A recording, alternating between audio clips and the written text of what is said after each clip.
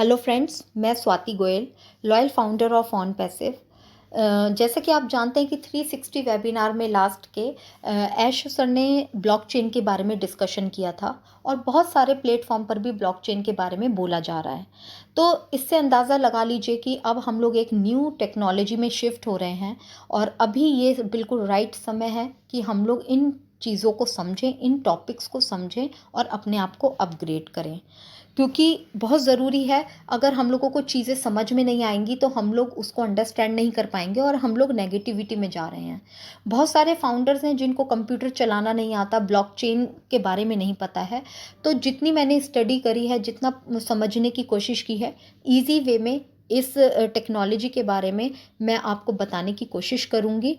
लेकिन उससे पहले मैं एक चीज़ और बोलूँगी कि यहाँ पर मैं कोई अपडेट नहीं दे रही हूँ और ना ही मैं कोई मोटिवेशन कर रही हूँ, क्योंकि वो समय अब हमारा निकल चुका है। अब हमारा समय आ चुका है कि हम लोग स्मार्टली अपने आप को अपग्रेड करें। तो यहाँ पर आप लोगों का, बहुत सारे लोगों का क्वेश्चन आ रहा है कि हमारा जो ओ कनेक्ट है वो न्यू वर्जन आने वाला है, तो क्या प्राइस उसका रहेगा और हम लोगों को क्या अपने पॉकेट से पैसा डालना पड़ेगा, ट्रैफिक किस तरीके से आएगा, कमीशन किस तरीके से आएगा। तो ये बहुत सारे क्वेश्चंस हैं लोगों के और आपको आंसर भी मिल रहे होंगे उनके। तो यहाँ पर मैं सिर्फ इतना ही बोलूँगी कि कुछ चीज़ें हमें अपने हैबिट में लेकर आनी है। जो चीज़ें आ रही हैं, जो चीज़ें डिलीवर हो रही हैं, उसको समझने की कोशिश कीजिए। ऐश के अलावा कोई नहीं जानता कि अभी ट्रैफिक किस तरीके से दिया जाएगा या कमीशन हमें किस तरीके से दिया जाएगा। और हमारी टीम भी, ऐश सर भी बहुत अच्छी तरीके से जानते हैं कि जब ओ कनेक्ट का न्यू वर्जन आएगा तो लोग अपनी पॉकेट से पैसा नहीं डाल पाएंगे। तो हमें किस तरीके से उनको कमीशन देना है, ताकि कितनी अर्निंग देनी है ताकि वो परचेस कर सकें। तो ये सारी चीज़ें हमारी टेक्निकल टीम और हमारी कंपनी के सीईओ ऐश मुफर्रे सर बहुत अच्छी तरीके से जानते हैं। तो इन चीज़ों में ना पढ़कर जो चीज़ें हमें डिलीवर हो रही हैं उसके बारे में हम अपने आप को अपग्रेड करते रहें तो हमारे लिए बहुत ईजी रहेगा और हम नेगेटिविटी की तरफ नहीं जाएंगे। तो ये चीज़ें आप लोग थोड़ा सा ध्यान रखिए। तो चलिए, मेरा टॉपिक है आज जो हमारा है ब्लॉकचेन। ब्लॉकचेन के बारे में मैं यहाँ पर डिस्कस करूँगी बहुत इजी वे में। तो जैसे कि आप लोग जानते हैं कि पुराने समय में हम लोग जब बही खाता बनाते थे, जो हमारी डेली रूटीन के जो हमारे डाटा होता था हमारा, वो हम एक बही खाता बनाते थे। कॉपी पर हम लोग, रजिस्टर कॉपीज़ होती थी, उन पर करते थे। उनको बोला जाता था लेज़र अकाउंट्स। तो ये जो लेज़र अकाउंट्स थे, धीरे धीरे कंप्यूटर आया और कंप्यूटर पर शिफ्ट हो गया, जहाँ पर एक्सेल में हम लोग टेबल की फॉर्म में यहाँ पर हम लोगों ने अपने डेटा को एक्सेल शीट पर स्टोर करना शुरू कर दिया, जो कि हमारे लिए बहुत कन्वीनियंट हो गया। बही खाते से हम लोग कंप्यूटर पर शिफ्ट हो गए थे। लेकिन अभी हम लोगों की जो टेक्नोलॉजी, जो हमारी लाइफ है, वो डिजिटली जा चुकी है और हम लोग बहुत तेज़ी से ट्रांजैक्शंस करने लगे हैं। अपने इम्पॉर्टेंट डॉक्यूमेंट्स, अपने फाइनेंशियली मैटर्स हैं, वो सब हमारे डिजिटल होते चले जा रहे हैं। तो ऐसे में ब्लॉकचेन एक न्यू टेक्नोलॉजी ने जन्म लिया है, जहाँ पर हमारे जो लेज़र अकाउंट हैं वो वहाँ पर बनते हैं। छोटे छोटे जितने भी हमारे लेज़र अकाउंट, जो हमारे बही खाते हैं, वो हमारे ब्लॉक में स्टोर होते हैं। छोटे छोटे ब्लॉक्स होते हैं, उन ब्लॉक्स में स्टोर होते हैं। तो ये जो ब्लॉकचेन है हमारे डेटा को स्टोर करता है। एक न्यू टेक्नोलॉजी है जो कि मार्केट में बहुत ज़्यादा तेज़ी से बढ़ रही है, बहुत ज़्यादा। तो यहाँ पर हम लोगों को एक चीज़ समझने की ज़रूरत है कि ये जो टेक्नोलॉजी है ब्लॉकचेन, आप ये लगा लीजिए हर सेक्टर, सिर्फ क्रिप्टो करेंसी की यहाँ पर बात नहीं हो रही है। चाहे वो हेल्थ सेक्टर ले लीजिए, चाहे आप एजुकेशन सेक्टर ले लीजिए, कोई भी सेक्टर, या बैंक सेक्टर ले लीजिए, हर सेक्टर में ब्लॉकचेन की आज की तारीख में डिमांड हो चुकी है। तो ब्लॉकचेन जो है वो दो शब्दों से मिलकर बना है, ब्लॉक प्लस चेन, यानी छोटे छोटे ब्लॉक, उनको आपस में जोड़कर एक चेन बनाई गई है। ये किस तरीके से काम करती है, ये मैं एक छोटे से एक एग्जाम्पल के थ्रू बताऊंगी। आप लोग क्रिप्टो करेंसी के बारे में बहुत अच्छी तरीके से जानते हैं आज की तारीख में, और क्रिप्टो करेंसी में बिटकॉइन को हर कोई जानता है कि बिटकॉइन क्या है। तो और ये किस तरीके से यूज़ होता है। क्रिप्टो करेंसी आज की एक लेटेस्ट डिजिटल करेंसी है। जैसे अभी हम लोग कॉइन्स और रुपए यूज़ करते हैं, लेकिन आने वाले टाइम में हम लोग ये डिजिटल करेंसी जो कि इनविजिबल है टोटली, जिसका कोई रूप आकार नहीं है, और लेकिन हम लोग फिर भी लेन देन करते हैं, आदान प्रदान करते हैं, तो ये आने वाले समय में हम लोग इस पर ही शिफ्ट होने वाले हैं, मुझे ऐसा लगता है। तो ये जो न्यू टेक्नोलॉजी है, मैंने बताया दो चीज़ों से मिलकर बनी है। ब्लॉक, छोटे छोटे ब्लॉक आपस में जुड़कर चेन बनाते हैं। अब यहाँ पर बिटकॉइन जो है, बिटकॉइन का एग्जांपल मैं लेकर बताऊंगी। तो बिटकॉइन का जो लेन देन होता है, और लेन देन जितना भी हम लोग पैसा देते हैं लेते हैं, उसका एक लेज़र अकाउंट बनता है, और ये लेज़र अकाउंट की कॉपी हमारे कंप्यूटर पर शिफ्ट कर दी जाती है, जो कि पूरी सिक्योर तरीके से ब्लॉकचेन पर काम करती है। अब ये सिस्टम ब्लॉकचेन एक्चुअली में है क्या, और ये सिस्टम जो है किस तरीके से काम करता है, और कौन इसको चला रहा है, ये बहुत सारे क्वेश्चन हमारे दिमाग में घूमते रहते हैं। तो सबसे पहले हमें ये जानना ज़रूरी है कि जिस तरीके से बैंक में एक अकाउंटेंट होता है, मैनेजर होता है, वो हमारे बैंक के सिस्टम को देखता है कि हमारा पैसा कहाँ जा रहा है, क्यों जा रहा है, कितना जा रहा है, किसके पास जा रहा है। ऐसे ही और भी सेक्टर्स हैं, वहाँ पे अपने अपने डिपार्टमेंट बने होते हैं। तो यहाँ पर ब्लॉकचेन में भी अपने डिपार्टमेंट बने होते हैं, और यहाँ पर जो लोग इन सब चीज़ों को मेंटेन करते हैं उनको बोलते हैं माइनर। माइनर, आप लोगों को ये जानना ज़रूरी है कि वो लोग कौन होते हैं। कल को हमारे सामने कोई माइनर शब्द यूज़ करे और हमें ना पता हो, तो हम लोग यहाँ पर पजल हो जाएंगे। तो ये जो माइनर्स हैं, वो हमारे जितने भी लेन देन हैं उनको वेरीफाई करता है, जो हमारी ट्रांजैक्शंस हैं उनको वेरीफाई करता है।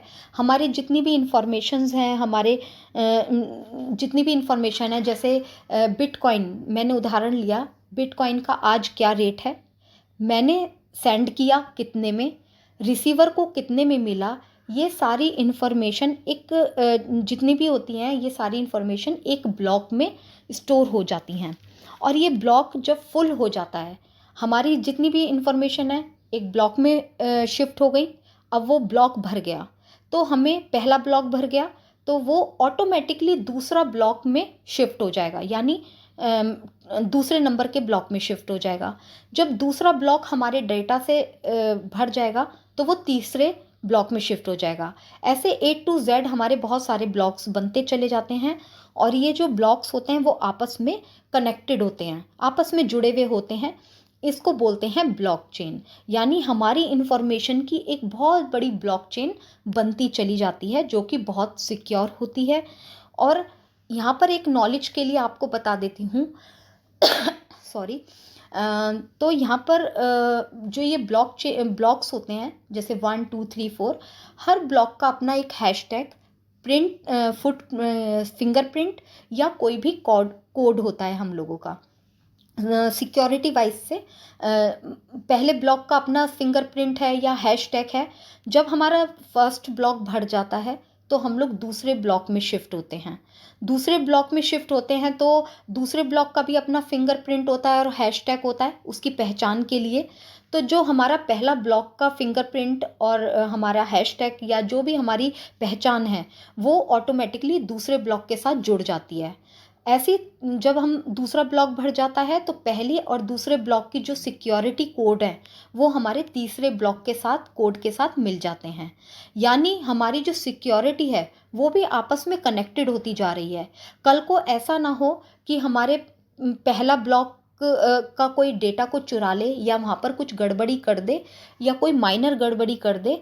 तो ऐसा नहीं होगा, क्योंकि अगर पहला वाला कोई गड़बड़ी करेगा, तो दूसरे ब्लॉक में जब वहाँ पर जाएंगे, तो वहाँ सिक्योरिटी कोड जो है वो आपस में मैच नहीं करेंगे, और वहाँ पर हमारा जो सिस्टम उसको करप्शन को पकड़ लेगा। तो ये बहुत सिक्योर और छोटी छोटी चीज़ों पर ध्यान दिया गया है। अब ये तो आपको मैंने बता दिया कि जो वहाँ पर ये सब मेंटेन करते हैं, टेक्नोलॉजी को वेरीफाई करते हैं, वो माइनर होते हैं। लेकिन ये जहाँ पर काम होता है उस जगह को क्या बोलते हैं? जैसे बैंक सेक्टर है, बैंक में काम होता है तो हम उस जगह को बैंक बोलते हैं। हॉस्पिटल्स होते हैं, हम उस जगह को हॉस्पिटल्स बोलते हैं। ऐसे ही यहाँ पर जो ये काम हो रहा है उसको हम बोलते हैं माइनिंग। माइनिंग एक तरीके के ऐसा प्लेस होता है एक बहुत बड़ा रूम या बहुत बड़ा स्टोर होता है जहाँ पर बहुत हाई क्वालिटी के कंप्यूटर्स, बहुत हाई क्वालिटी और हाई लेटेस्ट टेक्नोलॉजी के सॉफ्टवेयर वाले कंप्यूटर्स यहाँ पर होते हैं, जिन पर ये सारा डेटा वगैरह हमारा स्टोर होता है। और यहाँ पर जो माइनर होते हैं उनको एक अच्छी खासी सैलरी और रिवॉर्ड्स क्रिप्टो करेंसी के रूप में यहाँ पर, बिटकॉइन के रूप में यहाँ पर दी जाती है। क्रिप्टो करेंसी में अभी बहुत सारे नामी एक्सचेंजर हैं, जैसे बाइनेंस हो गया, ट्रॉन हो गया, और भी बहुत सारे ऐसे एक्सचेंजर हैं, और सबके अपने अपने इंडिविजुअल ब्लॉकचेन्स हैं। सबके अपने अपने वहाँ पर माइनर्स हैं, सबके अपने अपने माइनिंग्स हैं। अब ये जो माइनिंग्स हैं जहाँ पर करोड़ों करोड़ों कंप्यूटर्स होते हैं, और ये कंप्यूटर आपस में एक दूसरे के साथ कनेक्टेड होते हैं।